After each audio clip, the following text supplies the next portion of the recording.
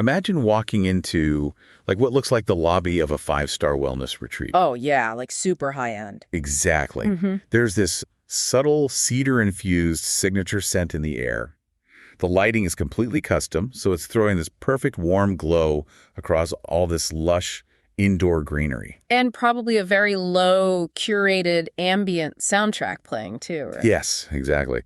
Now, if you walk into that, you would probably assume the person who owns the building is in the luxury spa business, but they aren't. Nope, they are in commercial real estate. Right. And they have discovered this fascinating loophole that is basically making the traditional, landlord model look completely obsolete. I mean, the transformation happening right now in commercial spaces is just staggering. We're watching the complete extinction of the passive landlords, especially in these niche industries. Which brings us to today's mission. So welcome to the deep dive, everyone. Today we are unpacking a massive, really radical shift happening right under our noses in the beauty and wellness space in 2026. The evolution of the salon suite business. Yes. And we are pulling from this incredibly insightful industry strategy piece by Stella Pop. They're a management and creative consulting firm. Really fantastic piece of research. It really is. So our goal today is to figure out why, simply renting out four walls and a sink to a hairstylist is just a doomed business model now. We're going to explore how the most successful operators are ditching that old school landlord mindset. Completely ditching it. Right, and turning their square footage into full-blown hospitality brands and business incubators. Because the salon suite model is arguably one of the most compelling case studies in small business ownership right now. I mean, to fully grasp where it's going, we really have to look at the sheer velocity of the space. Yeah, what do those numbers look like? Well, we're seeing annual growth somewhere in the 7 to 10% range. Wow, 7 to 10%. Yeah. That is a massive trajectory for commercial real estate. And the demographic inside these buildings has just exploded. We aren't just talking about hairstylists anymore. Right, it's massage therapists, aestheticians, acupuncturists, lash artists, wellness providers, specialized barbers. It's everyone. So let's lay out the mechanics of why these professionals are flocking to this model in the first place. Because the traditional salon model, for decades, was built on a commission split, or maybe a chair rental in an open room. And the salon owner took a massive cut of everything the stylist made, sometimes up to 50%. 50%. That's insane. And, opening your own brick-and-mortar multi-chair salon to escape that requires a crushing amount of capital. Hundreds of thousands of dollars in build-out costs alone, plus signing a 10-year commercial lease. Which is an immense personal financial risk. But the salon suite model completely bypasses that. It does. It basically democratizes business ownership. A beauty professional can rent a single private, fully plumbed room. You set their own hours, right? Exactly. They curate their own music, they pick their own product lines, and the best part, they keep 100% of their service revenue. So they're escaping the micromanagement of a traditional salon owner, while not taking on the terrifying liability of a freestanding commercial lease. And from the real estate operator's perspective, I mean, this looks like a brilliant arbitrage play. You take a massive, say, 10,000 square foot retail space that might just sit empty for years because, let's be honest, traditional retail is super volatile right now. Oh, incredibly volatile. So you chop it up into 30 or 40 micro suites and you rent them out at a premium price per square foot. You diversify your risk across 40 independent tenants instead of relying on one big anchor store to survive. Right. And that was the foundational logic of the model. That was the 1.0 version. The early days. Exactly. The first generation of operators won simply by existing, They provided a solution to a really desperate market. In those days, if you possessed a private room, relatively flexible lease terms, a hallway that wasn't embarrassing, and a working sink, you had a lucrative business. You're basically selling a box. You were selling a box. Yeah. A white box, as the industry calls it. Clean walls, maybe some decent overhead lighting, and a mirror. But this is where the Stella Pop piece throws a major wrench into the works. The market in 2026 is maturing so rapidly. Franchises are expanding aggressively, private equity has entered the chat, and landlords everywhere are just trying to replicate the model. So the baseline expectations have fundamentally shifted. They have. The maturation of any market forces an evolution in the core product. While a salon suite is technically a commercial real estate lease, the business is no longer just real estate. Okay, let's unpack this. I sort of look at this the same way I look at the evolution of coffee shops. That's a good comparison. Right, 10 or 15 years ago, you walked into a coffee shop because you needed caffeine. You wanted a decent cup of drip coffee, a chair, and maybe a power outlet. Highly utilitarian. Exactly. The transaction was completely utilitarian. But today, if a new coffee shop opens and it doesn't have a highly curated aesthetic, oat milk on tap, a specific sonic vibe, and flawless Wi-Fi. You're walking down the street to the competitor? 100%. The product is no longer just the coffee, it's the environment. So if these suite operators are no longer selling square footage, what are they acting like? What is the new product? The new product is confidence. Confidence. Yes. The Stella Pop strategy piece makes this profound argument that the most successful operators today are acting like high-end hospitality brands. Oh, wow. Right. Because when a wellness professional chooses a suite, they are making a deeply emotional decision disguised as a practical one. They are choosing the literal backdrop for their livelihood. So every client they serve will judge them based on this building. Exactly. Every piece of content they film for social media will feature this background. The professional is secretly asking themselves, does this space make me look like a premium service provider? Does this building help me justify charging top-tier prices? Exactly that. Let's break down the mechanics of how a building actually manufactures that confidence. Because it's one thing to just say hospitality, but it's another to actually execute it. Like, if I'm paying premium prices for a balayage or a deep tissue massage, Right. and I have to navigate a chaotic parking lot, walk down this sterile, hospital-like hallway with flickering fluorescent lights, and sit in an echoey waiting room. Your perception of the service plummets before the professional even says hello. It really does. The psychology of the physical environment heavily dictates the perceived value of the service. Operators are now utilizing five-star hospitality cues as direct business tools. The source highlighted biophilic design, right? Yes, biophilic design. Integrating natural materials, stone, wood, living greenery. And this isn't just about making a lobby look pretty. No. No, it acts as an anxiolytic. It physically reduces a client's stress levels the moment they walk in. Oh, so they literally physically relax. Exactly. And a relaxed client is much more likely to buy retail products and tip well. That makes so much sense. And the lighting, the text mentions how critical lighting is. Yeah. Which, sounds trivial until you really think about the mechanism of a beauty service. Oh, it's everything. If a client looks in the mirror under harsh clinical lighting, every flaw is magnified. They look washed out, and subconsciously they blame the haircut or the facial. But if the operator installs custom, flattering, warm temperature lighting in the suites and hallways, the client looks radiant. The stylist looks like a magician. Exactly. The client leaves feeling incredible and immediately rebooks. The operator controls the environment that dictates the client's emotional state. So a premium environment provides this halo effect. The luxury of the communal spaces sort of rubs off on the perceived value of the independent business operating inside, suite number 4. Spot on. Okay, so the physical space has evolved. The sterile white box is dead. The era of the hospitality brand has arrived. But here is where we need to connect the dots. A beautiful lobby with a water feature and perfect lighting only solves the acquisition problem, right? A stunning entrance might convince a massage therapist to sign a lease, but it absolutely does not guarantee they will survive the year. And retention is the existential threat for these operators. A revolving door of tenants destroys profitability because of all the costs associated with suite turnover, marketing, and lost rent. Which brings us to, honestly, the most fascinating contradiction in this entire deep dive. The pushback. Yeah, the pushback. So the Stella Pop piece argues heavily that operators must pivot to providing intense business support to their tenants.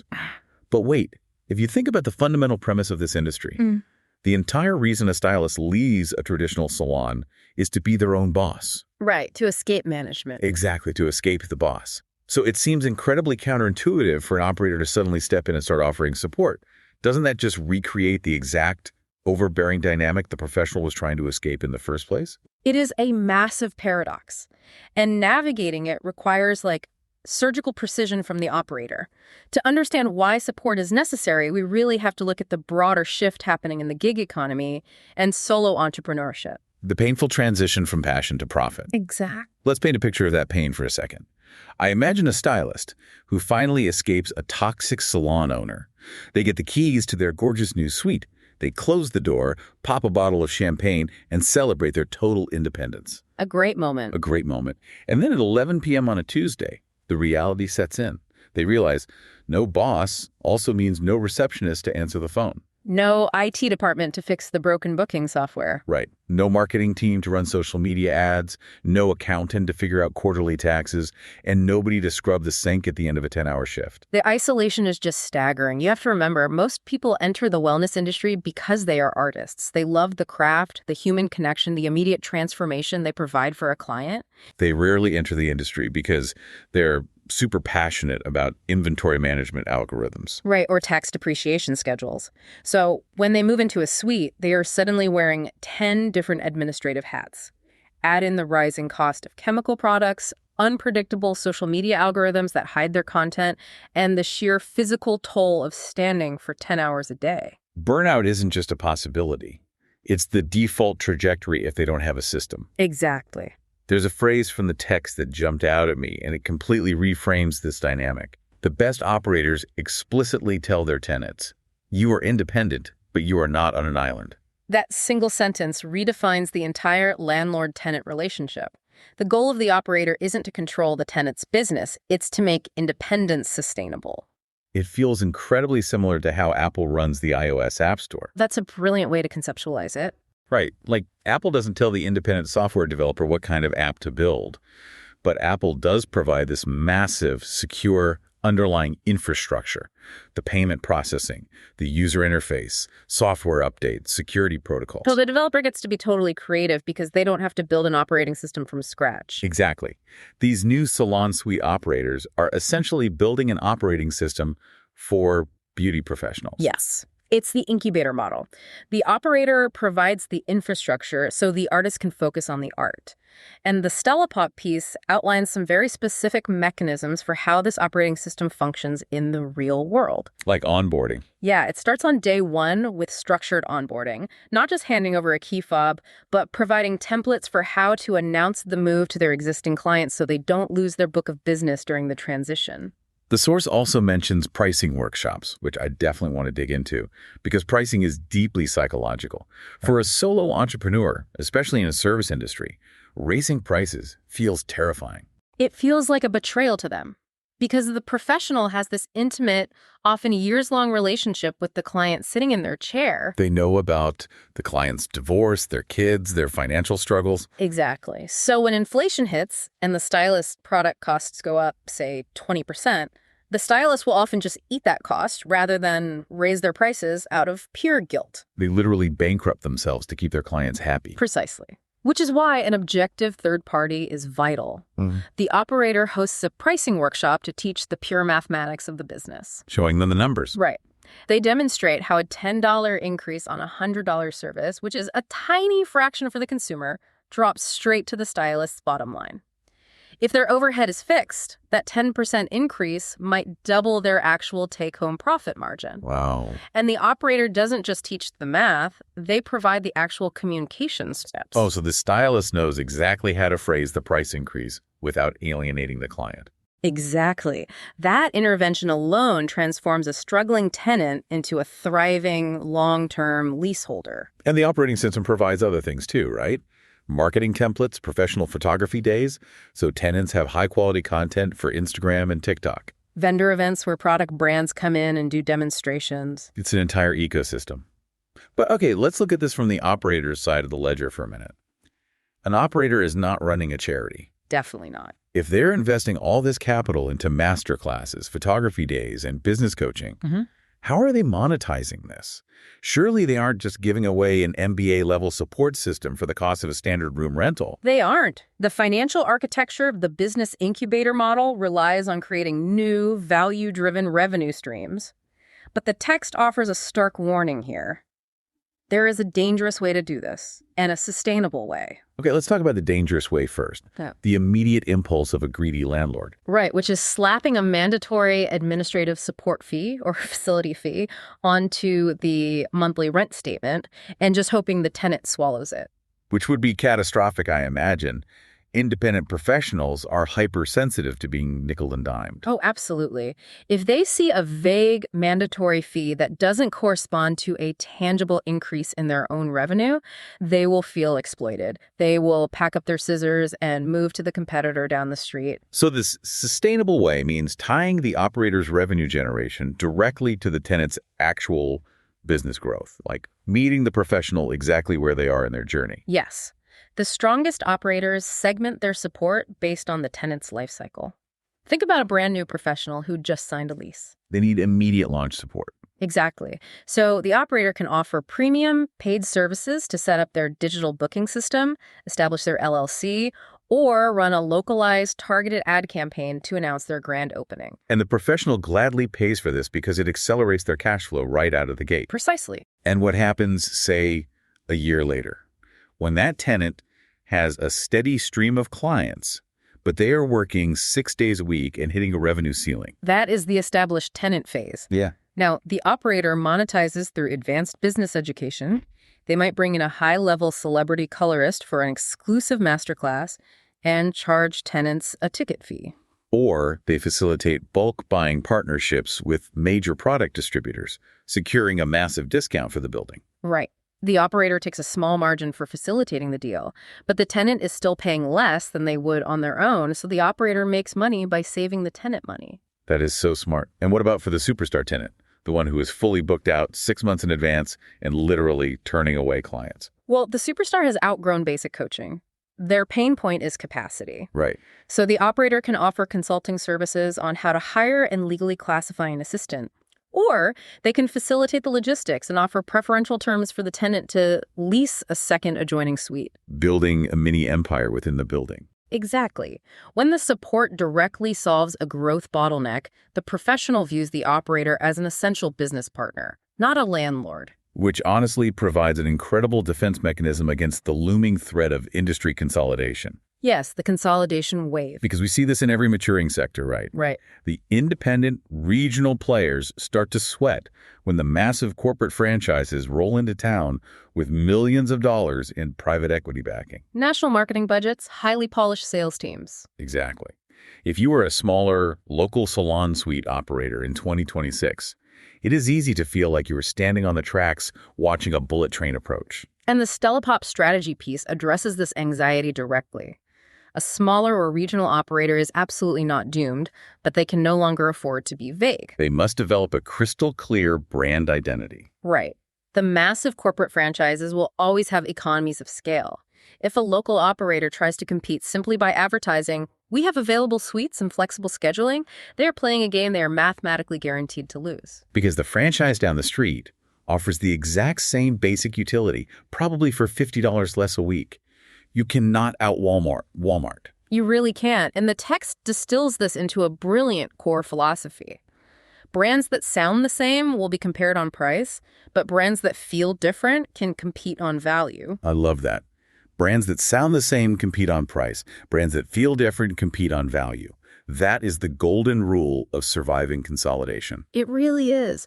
A local operator has to lean into their agility and their ability to build genuine, authentic community. Things a massive, faceless corporation often really struggles to manufacture. Exactly. And this changes the entire dynamic of how an operator acquires new talent. When a local operator gives a tour to a prospective tenant, they aren't just opening a door, pointing to a sink, and listing the square footage. They're selling a vision of the future. They are. They're saying, here is the marketing playbook we give you on day one. Here's the networking event we host on month 3. Here is how our lighting design will make your Instagram portfolio look untouchable. They're shifting the narrative from here is what this room has to here is who you can become inside this room. And the ultimate takeaway for operators in 2026 is that the product is possibility. Possibility. Yes, they are selling the very real supported possibility that a wellness professional can become a highly confident, wildly profitable CEO of their own life, backed by an ecosystem that is financially incentivized to see them win. It is just a remarkable evolution. So, to pull all these threads together for you listening, the salon suite industry has mutated from a simple real estate arbitrage play into the creation of holistic business platforms. The sterile white box has been completely replaced by the high-end hospitality mindset. Right. Biophilic design and custom lighting are now fundamental business tools. And most importantly, the loneliness of solo entrepreneurship is being cured by operators who act as business incubators. Providing the structural operating system, the pricing psychology, and the marketing frameworks that turn artists into resilient business owners. The days of the passive rent collector are permanently over. The industry has moved entirely from simply housing a small business to actively engineering its success. Which leaves us with a truly provocative thought to mull over as we wrap up this deep dive. We have just dissected how transforming basic commercial real estate into a highly supportive, hospitality-driven business incubator is the absolute key to surviving in the beauty and wellness industry. It is the survival strategy. But zoom out for a second. Look at the broader commercial landscape. What other traditional, stubbornly old-school landlord-tenant industries are completely overdue for this exact same revolution? Well, that's a great question. Right. Think about standard private medical offices. Think about dental practices or even independent legal and accounting suites. Yeah. Are they still just renting out sterile white boxes with bad lighting and zero business support? Almost certainly. And if so, who is going to be the visionary who realizes that the real product they should be selling to a young dentist or a solo attorney is confidence, community, and possibility? It's a huge untapped market. It really is. So something to keep in mind the next time you walk into a beautifully designed commercial space. Take a closer look and realize you might actually be standing inside an incubator in disguise.